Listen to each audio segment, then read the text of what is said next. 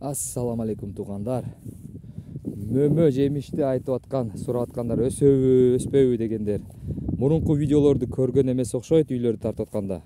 Клубника, кулпунай өсөбү, өспөбү деп. Негизи кулпунайды өндүрүшүп, селекция кылып, мына ушундай жапайы земляникадан чыгарышкан. Мына карасаңыздар. Мына бул жапайы земляника. Ушул нерсе весь Сибирде өсөт. Весь Сибирде, весь Алтайда өсөт. Земляника ошол тындактай болот да, бармактуу учудай болот, чоңдугу. Ушуну өндүрүп, селекция кылып клубника чыгарышкан. Эми көрүңүздөр. Весь мына ушу өсөт өзү. Өсүп, жакшынакай болуп земляника берет мына. Значит, жыйынтык клубника өсөт. Дагы бир жолу кайталып кетет. Албетте өсөт, клубника өсөт. Бүгүн октябрдын 15-и, эртемки саат 11, талада жүрөм. Биздин жердештер отурат, койлорду кайтарып үй алгандар. Мына көрдүңүздөр. Бүт полный жапайы. Мына ушул бүт ушул земляника ушундан селекция кылып клубника чыгарышкан да. Жыйынтык бул өсөт, клубника жакшынакай өсөт. Дагы эле октябрда чөп, мына чөптүн көрдүңүздөр, талада жүрөбүз. Тала, чексиз тала. Мына чөптү карасаңыз. Мына менин колум. Карычым, бир карыч. Бир карычтан ашкан да, мына чөптүндай орсо мал. Чөптү көрдүңүздөр, мына. Мал караганы аябай сонун жер. Бирок бул жерлерди сенокос деп айтылат. Сенокос бүткөндөн кийин 3 ай, 4 ай могу жерде январга чейин караса болот. Январда кар болот, бирок айдаса болот да. Айдап чөп жедирбейчи үйдө. Бияктын тургундары сууктан качып эме кылышпайт, бирок могу жерде коюп жиберсе болот.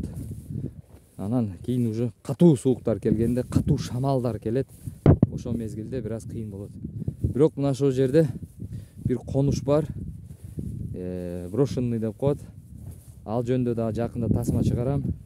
Ал жактан дагы 1-2 үй чыгып атат сатууга. Бирок документтери кыйын экен, бирок ошол документтерини жасаганга мен азыр МФЦден многофункциональный центр деп коет, аналог ЦОН. Кыргызстанда ЦОН деген жер бар го. Ошондой биякта МФЦ бар. Кээ биркилер Кыргызстандан туруп көрүп жатат, алар билбейт. МФЦни Россияда көп жүргөндөр МФЦни жакшынакай билет. Мен ошол жерге кирип, толук маалымат алдым. Ал жактагы эски конушту бир 30га жакын, 25ге жакын, же 25 же 30га жакын үйлөр бар экен, бирок алардын бирөөсү дагы мыйзамдаштырылган эмес экен. Ошонун ээлери бар экен, ээлерин дагы издеп табам.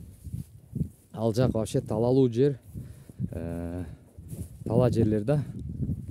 Орун чөп орушат, анан будай тигилген, арпа тигилген жерлер, айдоо жерлер. И еще тала жер бар, мал айдай турган. Жайыт. Ошол жерлерди барып сүйлөшсө болот. Бирок ошол үйдү документтерин кандай жасаса болот, ошол жолдорун билип, так маалыматтарын билип, ал жака дагы свет бар, суу колонка менен келет. Азырга чейин 2 үй бүлө бар экен.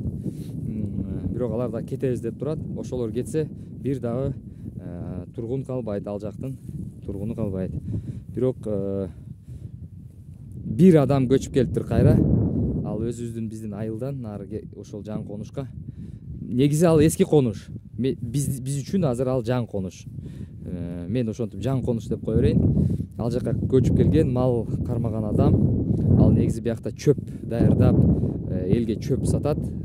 Эмелери көп, тала жерлери көп, арендага алган мамлекетте чөптүү жерлерди алып, мына жерлер дагы чөптүү жерлер, мына жерлер оруп койгон да. Ал оргондон кийин малды жөн эле айдаса болот.